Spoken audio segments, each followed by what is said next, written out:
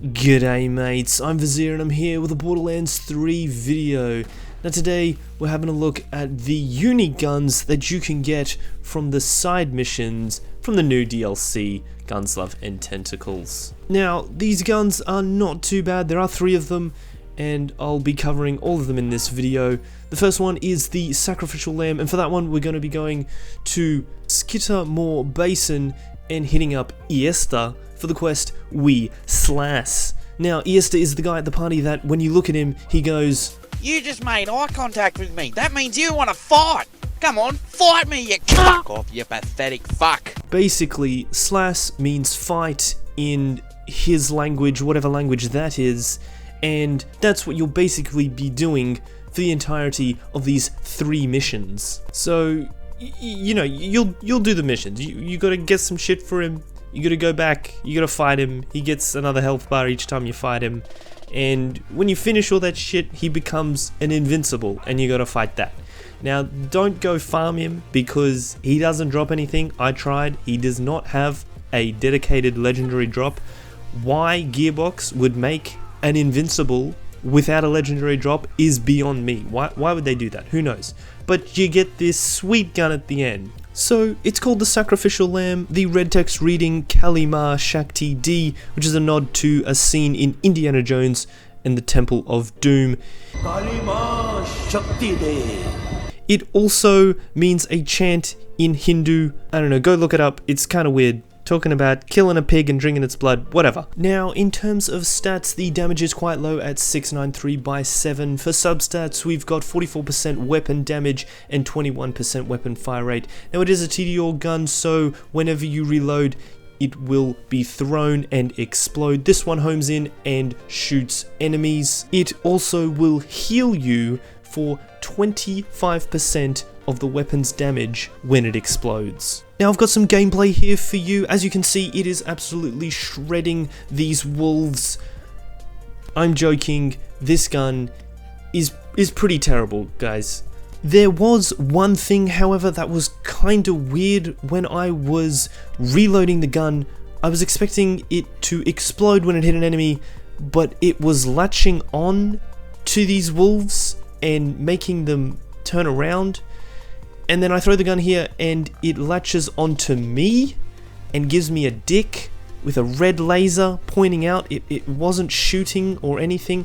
I have no idea what was going on here, guys. Obviously it's a glitch. There it exploded. But what is going on? I did go to the Dustbound archives to see if this would happen again, and it didn't. As you can see, it is just exploding when it hits enemies.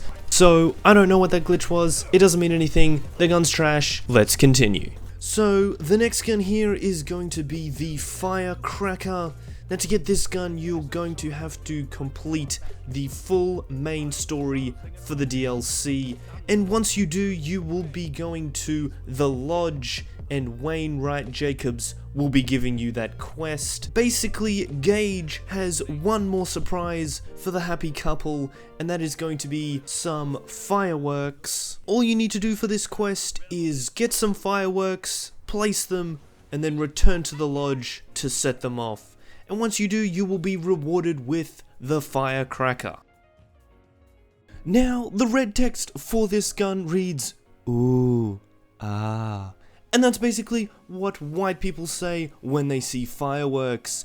The damage, however, is quite impressive at 1600 by 12, and then a subset of plus 223% weapon damage, and kinda makes this gun a beast. This is a fire version of the gun.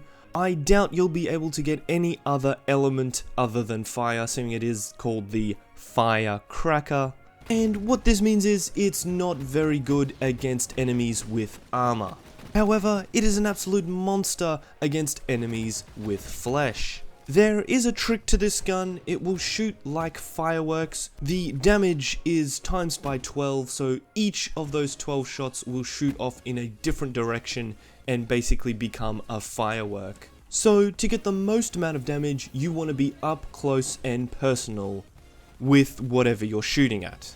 I jumped in the firing range to see exactly how much damage it can do when you are right up close to an enemy, and as you can see, it does 177,000 damage for a crit. So that's pretty good. I would recommend when using this gun you shoot at the ground because the fireworks will tend to shoot upwards.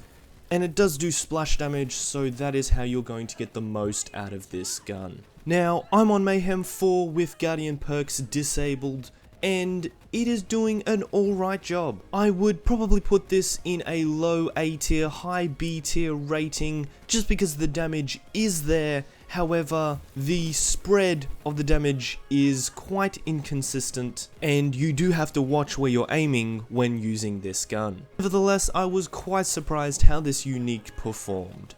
So the final gun here is the 7th Sense, and you can get that by doing quests for Bert or Burton, whatever he feels like calling himself on the day.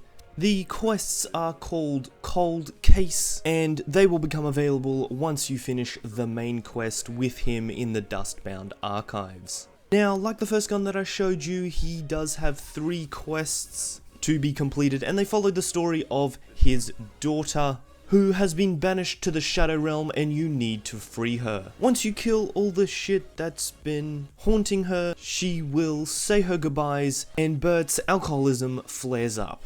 While drunk, he will give you the gun, the 7th Sense. Now, the red text reads something so close and yet so distant. I believe is a reference to the quest that you just did, where Bert's daughter is a ghost and he's so close to her yet so far away. So I got the Dastardly Prefix, which is going to increase my critical damage by 10%. And then I also have a plus 100% weapon damage on top of the 4,000 regular damage that this gun comes with. The interesting thing about this gun is that when you reload, all projectiles will then go back to the original target. And I'll show you what that looks like here. So when you shoot, it launches a projectile, and when you reload, that projectile will go back to the target. Now, the returning projectile will actually do more damage than the original shot. As you can see, I'm doing 6,000 damage per shot, and then the returning projectile is doing 9. So that's quite a nice increase in damage. Now, it doesn't matter where you hit the target, the projectile will always spawn, and the returning projectiles also have a chance to do a critical hit depending where they hit the enemy on returning. Jumping into some gameplay here, I am on Mayhem 4 with Guardian rank perks turned off. And this gun is actually shredding. It really helps if you have a fast reload and a good trigger finger. Being a Jacobs, this gun will fire as fast as you pull the trigger, so if you're quick with that, you can lay down mass amounts of damage. This gun also comes in cryo, which is a nice little bonus. Now, I would put this gun in a high A tier ranking because it clearly does have the damage, the accuracy is good, the handling is good, the reload speed is pretty good as well, and all in all, it's a pretty fantastic gun. So that's it, guys. There are only 3 quests in the new DLC that give out uniques. First one is pretty trash, the second one is okay, and the third here is pretty damn good. So leave a like if you enjoyed, thanks so much for watching, and I'll see you in a bit.